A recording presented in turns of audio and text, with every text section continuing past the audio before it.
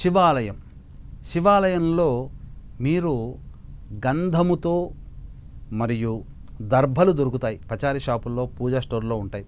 ఆ దర్భలని మీరు ఒక కలశంలో వేసి, ఆ కలశంలో ఉన్నటువంటి నీటితో ఆ దర్భల్ని కలశం నిండా నీళ్లు నింపి అందులో దర్భలు వేసి, ఆ దర్భలతో కూడినటువంటి జలోదకాన్ని మీరు ఈశ్వరునికి అభిషేకం జరిపించండి, గంధము నీళ్లతో అభిషేకం జరిపించండి. ఈ విధంగా చేసినట్లయితే ఆ రోజున మాత్రమే చేయాల్సినటువంటి పరిహారం అభిషేకము దూర్వాదుకం అనగా ఈ యొక్క గరికతోనైనా కానీ చేయవచ్చు, గరికలనైనా కానీ ఈ కలశంలో వేసి ఆ నీటితో చేయొచ్చు, ఏది దర్భలు దొరకని పక్షంలో. ఈ విధంగా చేసినట్లయితే విష్ణు అనుగ్రహం కోసం ఉదయాన్నే ఏ విధంగా కానీ రావి చెట్టుకు చేస్తారు. అలాగే శివాలయంలో చెప్పినటువంటి పరిహారం చేయండి.